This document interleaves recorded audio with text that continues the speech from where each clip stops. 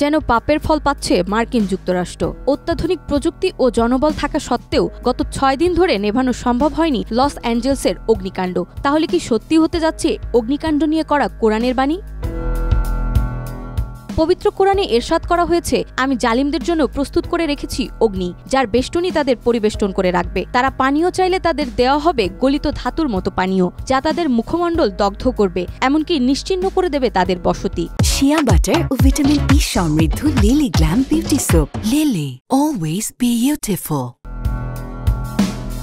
গাজা ধ্বংসে একের পর এক ইসরায়েলকে সহযোগিতা করে জালিমের তকমা পেয়েছিল যুক্তরাষ্ট্র। এবার কোরআনের বাণী অনুসারে সেই জালিমদের জন্যই অগ্নিকাণ্ড ঘটিয়েছে আল্লাহ তাআলা, এবং সেই অগ্নিকাণ্ডে ধ্বংস হচ্ছে যুক্তরাষ্ট্রের লস অ্যাঞ্জেলসের বাড়িঘর, সম্পদ, এমনকি প্রাণহানির ঘটনাও ঘটেছে সেখানে।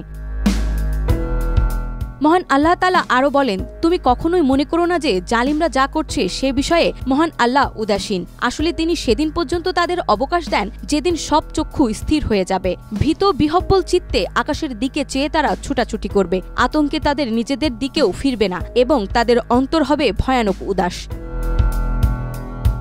বর্তমান যুক্তরাষ্ট্রের দিকে তাকালে কোরআনের প্রতিটি বাণীর চিত্রায়ন দেখা যায়। লস অ্যাঞ্জেলসের অগ্নিকাণ্ডে আতঙ্কে বাড়িঘর ছেড়ে অন্যত্র যেতে দেখা যায় সেই অঞ্চলের বাসিন্দাদেরকে। সব হারিয়ে কাউকে করতে দেখা গেছে আর্তনাদ, কারো বা দেখা গিয়েছে উদাসীন দৃষ্টি। এভাবে কোরআনের অনেক আয়াত রয়েছে যাতে জালিমের কঠিন শাস্তির কথা আলোচনা করা হয়েছে। আল্লাহ জালিমদেরকে ছাড় দেন, কিন্তু ছেড়ে দেন না। জালিমকে তার জুলুমের শাস্তি অবশ্যই ভোগ করতে হবে। মাজলুমের কাছে মাপ চেয়ে মাপ করানো ছাড়া এই শাস্তি থেকে বাঁচার কোনো উপায় নেই, কারণ তা বান্দার হকের অন্তর্ভুক্ত।